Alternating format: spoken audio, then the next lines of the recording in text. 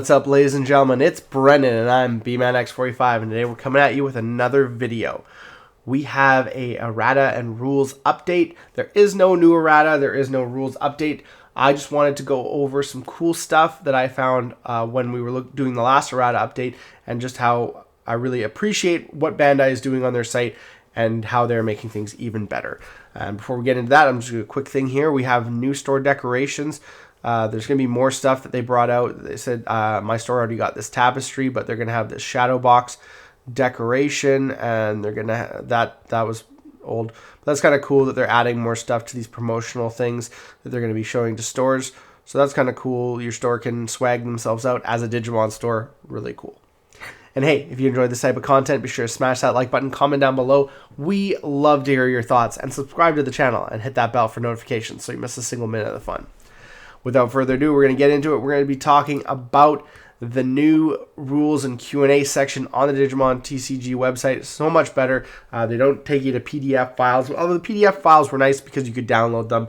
Although the fact is they update those all the time, and then you have to download new ones, and that can get a little bit difficult. But now they have this new kind of text base. You know, you can search the thing you want. You have a card Q&A. You have the rule Q&A. I really like the rule Q&A because you can like put out there. Like you got security attack right here. You got your security attack questions. You know, if my opponent security stack with Digimon with security attack +1, the first card checked is a security Digimon, which my Digimon loses to in battle. Do I still perform the remaining checks? If your attacking Digimon is deleted, returned to the hand, or otherwise leaves play, the attack ends. No further checks. Obviously, we know that. So it gives you all the Q&As that they did. And it even gives you like related cards, 316, so you can like click on that, and there you go, heavens or seven heavens. So that's kind of cool. They've linked a lot of things too, and the fact too is like there's things that weren't in there before. Like you have all the old ones, things you know how to do, but Alliance. When I was looking at Alliance before, I could never find it. A really good explanation of it. You know, are the DP and security attack plus gain from Alliance effect lost when the attack ends? Yes. The Alliance effect only lasts for the duration of an activated attack. Therefore, the DP and security attack plus gain from Alliance effect are lost when the attack ends. If a Digimon has DP that is altered from its original value by an effect, then and then it's suspended by Alliance, it is the gain DP the value after it was altered, or the value of the Digimon's original DP? The altered DP is added. So if you have a boost from a maybe an inheritable, that is added. That's something I didn't know, and this is why this stuff is really great. My Digimon was suspended by Alliance, then it was deleted by an effect during the battle. Is the DP gained from Alliance lost?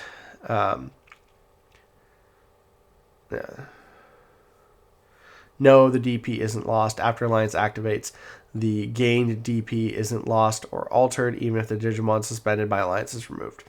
Again, another good thing to know. My Digimon with Alliance and Piercing attacked my opponent's Digimon, and my Digimon deleted the opponent's Digimon and survived the battle. What happens to the DP and security attack gained from Alliance effect upon security check from Piercing? The DP and security gain from Alliance effect continues because the effect continues activating until the security check from Piercing ends. So until the to the end of the battle, basically. And that includes checking all the cards due to abilities. So that's good. Can my Digimon with can't be suspended by effects effect be suspended by Alliance? No, it can't. If I attack a player using a Digimon that has 0 security checks due to security attack -1 effect, then my Digimon gains security attack +1 from Alliance. Can it perform a security check with that attack? Yes, it can. So again, really good questions, really good Q&A questions. And now they're there. So it's really cool, and they'll be adding, and it looks like they're adding things in, you know, we got Barrier, we got Blast Digivolve, Mind Link's in there. So Mind Link's always a cool one here. Haven't seen how many. There's a couple questions. We'll go through Mind Link. What does Mind Link do? This effect places a tamer that activated the effect as a as the Bond Digivolution card of one of your Digimon with no Tamer cards in its Digivolution. After placing it, it becomes a Digivolution card of that Digimon. Can the inherited effect on a Tamer card activate when it's placed in the Digivolution cards of the Digimon that activated Mind Link? Yes, it can activate it. When a Tamer card is placed in the Digivolution cards of a Digimon that activated Mind Link, is it considered when a card is added to Digivolution cards by an effect? Yes, it is. Okay. Can a Mind Link activate and place a card in Digivolution cards for a token treated as a Digimon? No, it can't. According to the rules, tokens cannot have Digivolution cards or other cards placed under them, but therefore Mind Link can't activate for a token. Sorry, Diaboromon. Not that you're going to want to Mind Link a Diaboromon deck, but when a Tamer with a card under it activates Mind Link and is placed in a Digimon's Digivolution cards, what happens to the cards that were placed under the Tamer? They're trashed. When a Tamer with cards under it activates Mind Link and places.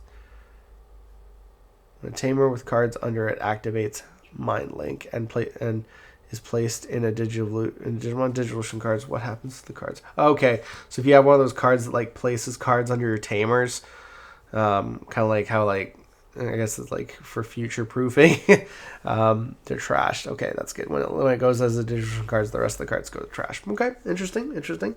So Mind Link is cool, obviously cool. Fortitude, we got that in EX6, but the cool other thing, Collision and Partition. I haven't even seen Collision and Partition. I know they're probably coming out soon, BT16 and other sets.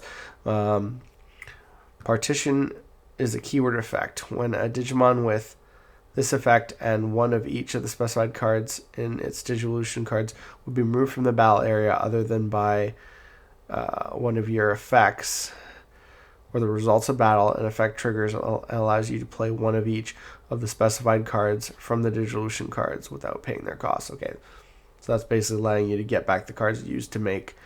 So Partition would be like the opposite to DNA Digivolve. Gets you back the guys.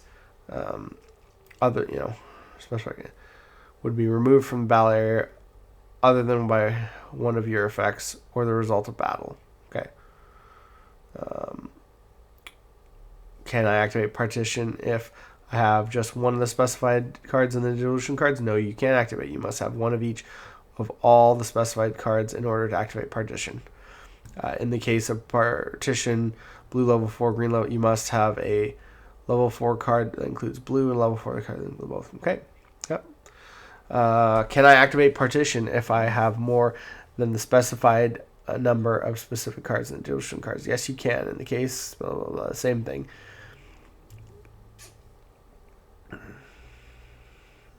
Yeah, don't even need to read that. Can I play just one of the specified cards for the Partition? No, you can't. When playing cards, you must play one of each. Specified colors. If specified colors are specified for Partition, blah, blah, blah, blah. Sorry, guys. Can I play multicolor cards that include those colors? Yes, you can. And question 6. My Digimon with one red level 4 Digimon card. My Digimon with one red level 4 Digimon card, one yellow level 4 Digimon card, and one BT9 Greymon assigned by its Digivolution cards, and Partition, red level 4 yellow, was affected by an opponent's effect that would delete it. Partition and its inherited effect triggered simultaneously. This BT9, this guy. And I first activated the BT9 Greymon activated by its effect to trash 2 red level 4 Digimon cards from the Digivolution cards. Can I use Partition to play the remaining yellow level 4 Digimon cards from the Digivolution cards?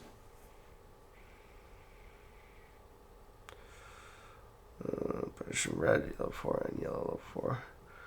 Yes, you can. If the trigger conditions are met, cards are played whenever possible. Okay. So apparently this guy can potentially, in a kind of a weird deck, can potentially save your guy and allow you to use Partition. That's kind of cool. That's interesting. That's interesting. I'm excited to see what cool things we can do with Partition. And we have Collision. What does Collision do? Upon attack declaration using a Digimon with Collision, this effect gives all of your opponent's Digimon blocker. It forces them to block whenever possible until the end of the attack. Basically, come at me, bro. That's interesting. If my opponent's Digimon, I think it screws up blocker. I don't know, maybe it wouldn't screw up blocker timing. It'd be interesting if it screws up blocker timing with ace mechanics. If my opponent's Digimon with Collision attacks when I have multiple unsuspended Digimon, I can choose which one of them will block.